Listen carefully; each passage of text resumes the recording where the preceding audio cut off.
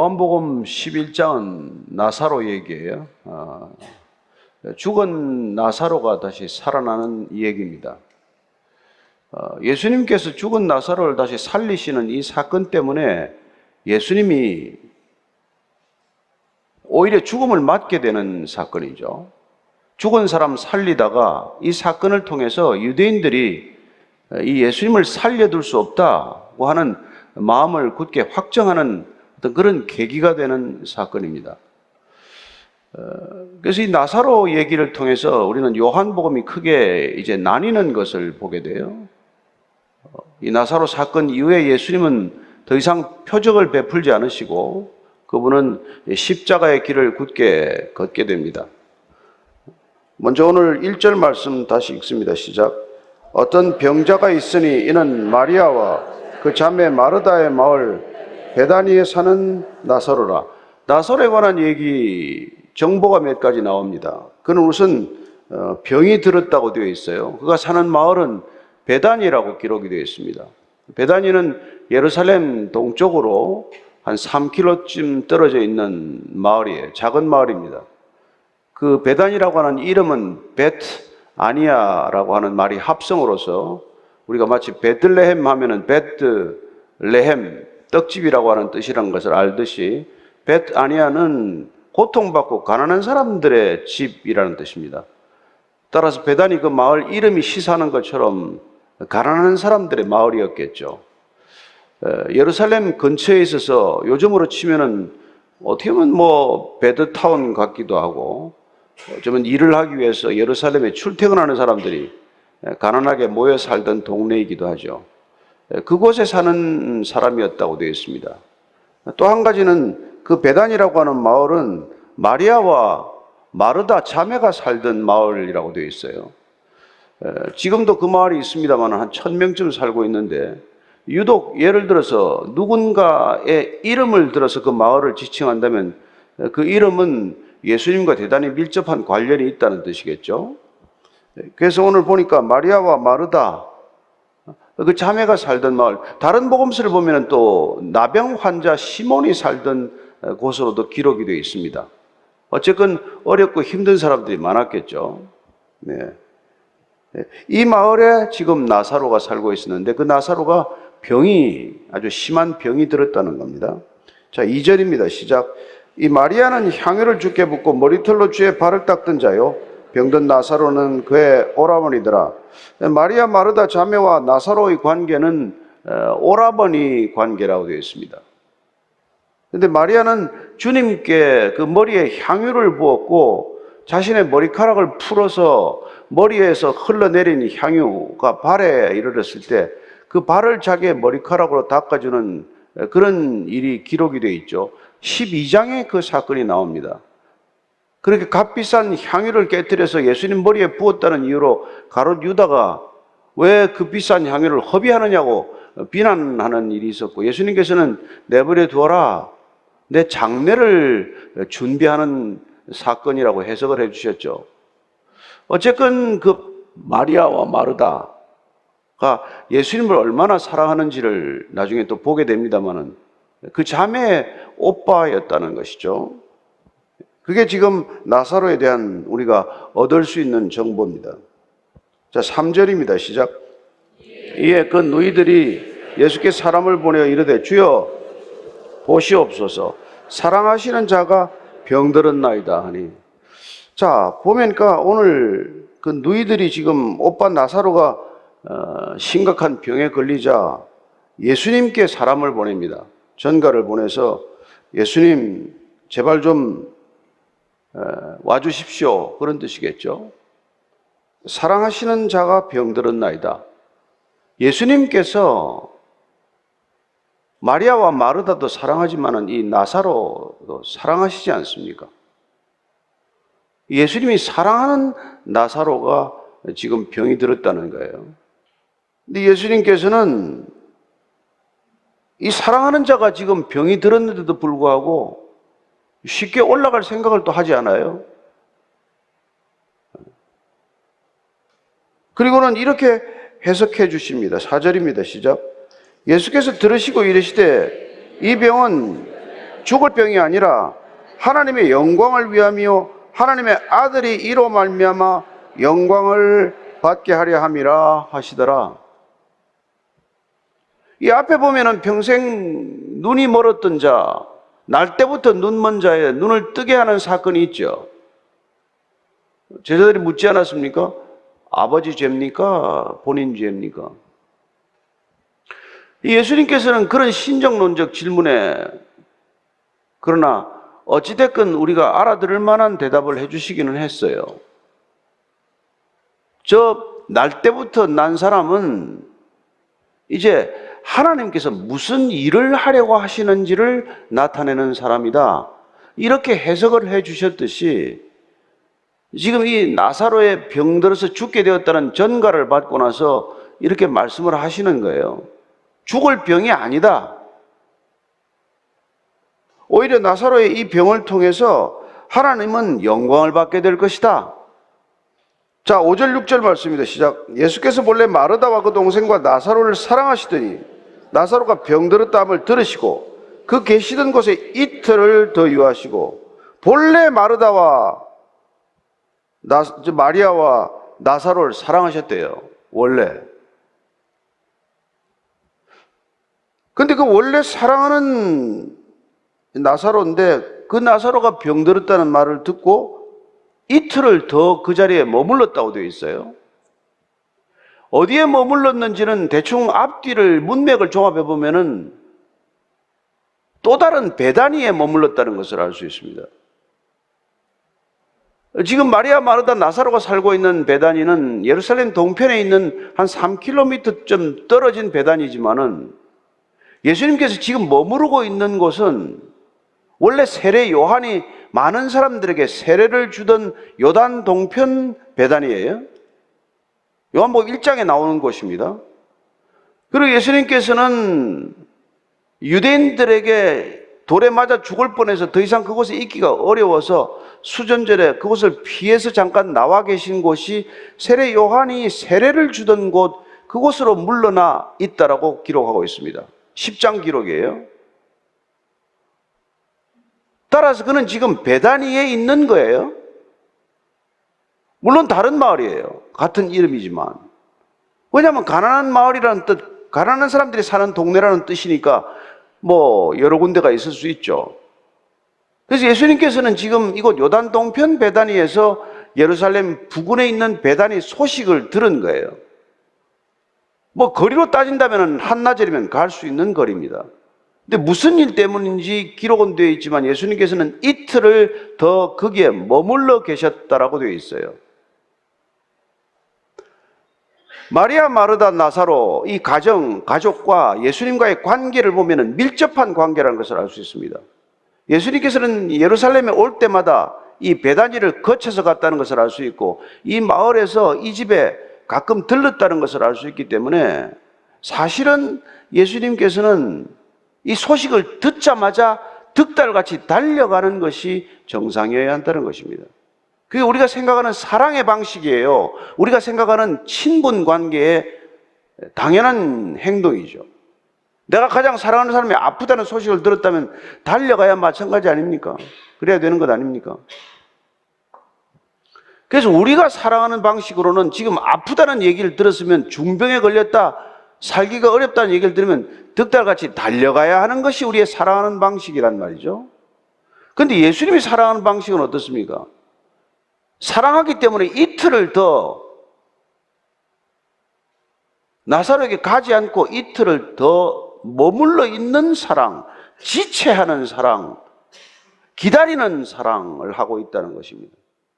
나중에 가면 아시겠지만은 뒤늦게 나타났더니 마리아가 삐져서 주님 빨리 오셨어야 되는데 지금 죽은 지 나흘이나 됐는데 냄새가 나기 시작하는데 지금 오시면 뭐합니까? 죽은 지 나흘 되었다는 것을 보니까 벌써 전갈이 올 때, 전갈하러 사람을 보냈을 때 얼마 지나지 않아서 나사로가 죽었다는 것을 알 수 있고 이틀이 지나고 예수님께서 더 있다가 올라가신 까닭은 돌이킬 수 없는 죽음을 모든 사람들이 확인하게 하는 시간이고 그 시간을 거쳐서 주님께서는 죽음을 다스리시는 분, 죽음으로부터 우리를 일으키시는 분, 우리에게는 죽음이 어찌할 수 없는 생명을 주시는 분이라는 것을 알게 하는 것이 목적이다. 그걸 알게 되는 것이죠.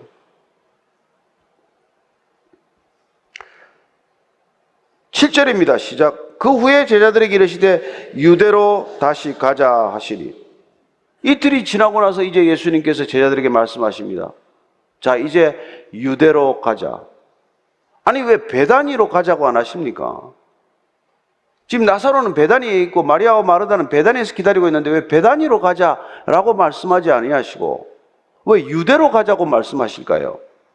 그분이 지금 있는 곳이 베다니라서 그럴까요? 아니, 유대는 예수님께서 피해 나오셨던 곳입니다. 예수님을 돌로 쳐서 죽이겠다고 하는 사람들이 득실거리는 곳이어서 바리새인들과 그 율법학자들과 종교인들이 어떻게든 예수님을 제거하고자 하는 곳으로, 그런 사람들로 가득한 곳이 유대란 말이에요. 근데 지금 예수님께서는 그곳 유대로 가자고 말씀하십니다. 죽은 나사로를 살리기 위해서 유대, 예수님이 죽음을 맞아야 할 곳으로 가시겠다는 것입니다.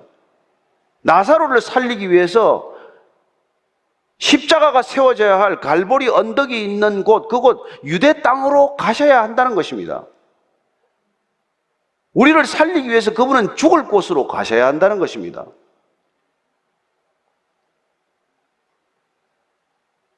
그렇습니다. 죽은 나사로를 살리기 위해서 유대 땅으로 가자고 했을 때 제자들이 오히려 놀라죠. 두려워하죠. 왜 또 유대 땅으로 가자고 하십니까? 그게 8절부터 10절까지 얘기입니다. 같이 읽습니다. 시작. 제자들이 말하되 랍비여, 방금도 유대인들이 돌로 치려 했는데 또 그리로 가시려 하나이까? 예수께서 대답하시되 낮이 12시간이 아니냐? 사람이 낮에 다니면 이 세상에 빛을 봄으로 실족하지 아니하고 밤에 다니면 빛이 그 사람 안에 없는 고로 실족하느니라. 아니, 방금도 거기서 죽다가 죽을 뻔하다가 살아나오셨는데 왜 또 그리 가자고 하십니까? 네, 예수님께서 말씀하십니다. 낮이 12시간이 아니냐? 12시간 아닙니다. 낮은 6시간이에요. 지금 유대인들은 24시간을 12시간, 2시간 단위로 갈랐지 않았습니까? 그러니까 12시간으로 이제 하루가 되는 것이고, 그러면 6시간이 낮이고 6시간은 밤이에요. 근데 12시간이 낮이라고 하는 것은 24시간이 다 낮이라고 지금 말씀하고 계신 거예요. 왜 그렇습니까? 예수님이 빛이시기 때문에 그렇단 말이에요. 빛이 있는 곳은 낮입니다. 빛이 있는 곳에 어둠이 없어요. 빛이 있는 곳에는 일할 시간입니다. 예수님이 있는 시간은 지금 일할 수 있는 시간이고, 예수님이 있는 시간은 혼한 낮과도 같은 시간이죠. 베드로가 다메섹 도상에서 예수님을 봤을 때, 아니, 해보다도 더 빛나는 빛을 보았고 눈이 멀게 하는 그 빛을 보았던 그 빛이 있는 시간, 그 빛에 거하는 시간에는 인간이 넘어지지 않는 시간이요, 실족하지 않는 시간이요, 인간의 본성을 회복할 수 있는 시간이라는 것입니다. 자, 11절 말씀입니다. 시작. 이 말씀을 하신 후에 또 이르시되 우리 친구 나사로가 잠들었도다. 그러나 내가 깨우러 가노라. 아니, 죽은 걸 뻔히 아시면서 지금 제자들에게 나사로가 잠들었다, 내가 깨우러 간다. 나사로는 죽었습니까? 잠들었습니까? 오늘 예수님께서는 이 표현을 통해서 잠과 죽음의 비유를 우리에게 들려주고 계신 것이죠. 왜 우리는 날마다 잠듭니까? 왜 우리는 날마다 잠을 자야 합니까? 그리고 잠을 자고 나면 왜 날마다 신기하게 깨어납니까? 어쩌면 주님께서는, 하나님께서 이 인간을 이 땅에 지으면서 우리가 살아가는 삶의 실상, 생명이 죽음과 얼마나 가까이 있는지를 매일 밤, 매일같이 기억하라고 우리에게 주신 잠과 생명 아닙니까? 물론 여러분 잠 안 자고 놀고 싶을 때도 있죠. 잠 안 자고 일하고 싶을 때도 있을 것입니다.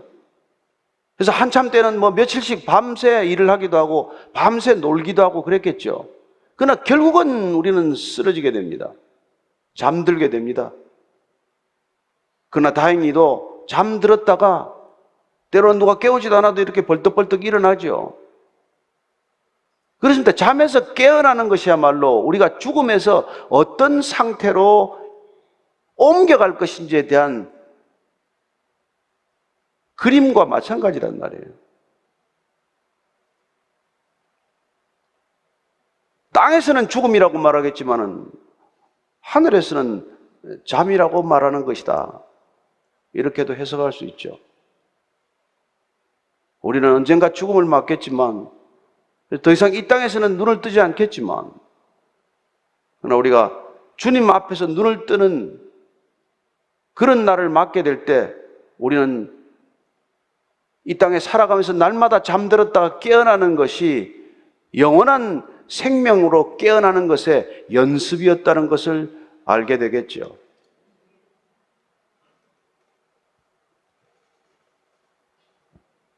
예수님께서는 나사로를 친구라고 말씀하십니다. 나사로하고 예수님하고 친구 될 만한 게 뭐가 있겠어요? 어떤 일을 하고 산다고 그가 친구겠습니까? 그러나 예수님께서는 그를 친구라고 말씀하십니다. 왜 친구라고 말씀할 수 있죠? 15장 13절 말씀입니다. 15장 13절 미리 한번 읽고 지나갑니다. 시작. 사람이 친구를 위하여 자기 목숨을 버리면 이보다 더 큰 사랑이 없나니. 어느 친구가 저와 여러분을 위해서 목숨을 줍니까? 뒤에서 내 욕만 안 해도 좋은 친구라는데 누가 목숨을 주겠어요? 저와 여러분에게 진정한 친구는 예수님 밖에 더 있습니까? 누가 저와 여러분을 위해서 목숨을 주겠습니까? 누가 줄 수 있습니까? 누가 준들 우리에게 도움이 됩니까?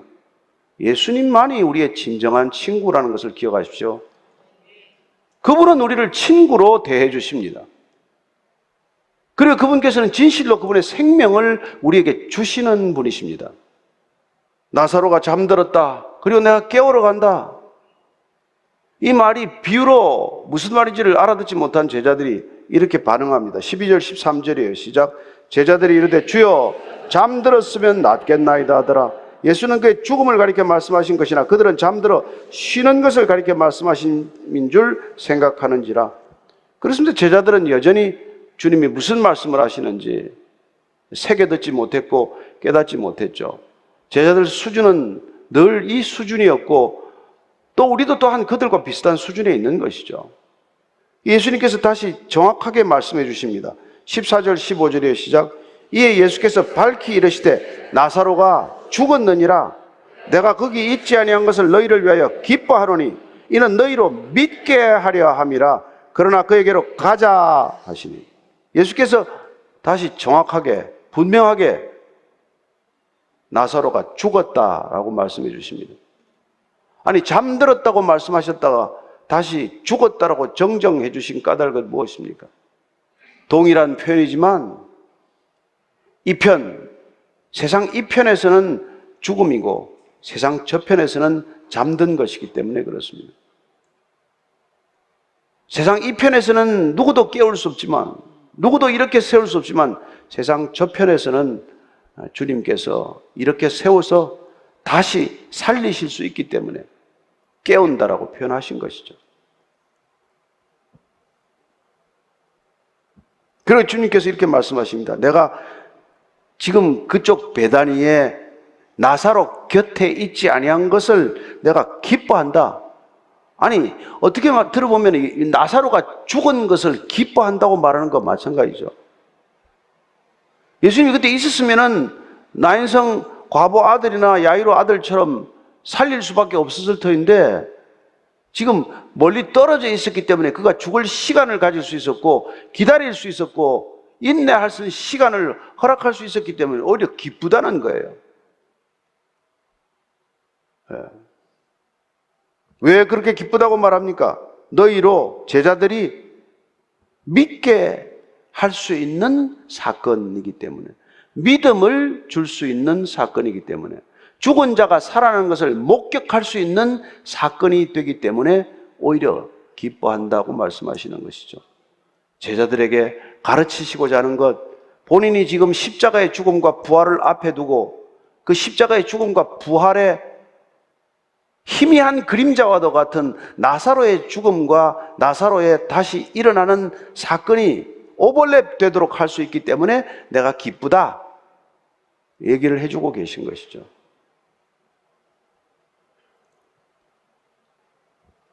그렇습니다. 궁극적으로 지금까지 일어난 모든 표적들은 예수님께서 죽은 자를 다시 살리시는 표적을 믿게 하기 위한 것이다.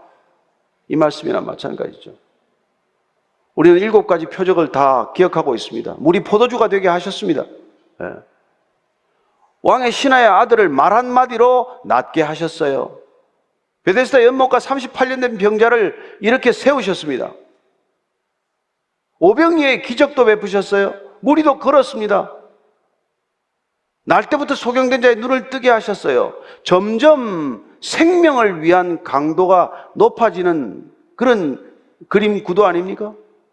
그리고 궁극적으로 이제 완전히 죽은 사람, 죽은 나사로를 살리시는 것으로 그분은 표적의 대미를 장식하고 더 이상 표적을 베풀지 않으실 것이고, 그리고 이제는 영광을 향해 걸어가는 이 여정이 시작될 것임을 말씀해 주고 계신 것이죠.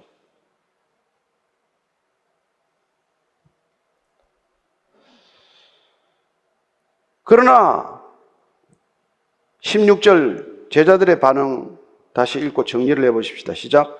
디두모라고 하는 도마가 다른 제자들에게 말하되 우리도 주와 함께 죽으러 가자 하니라. 이거 베드로가 해야 되는 얘기 아닙니까? 주로 베드로가 이 역할을 하는 거 아니에요?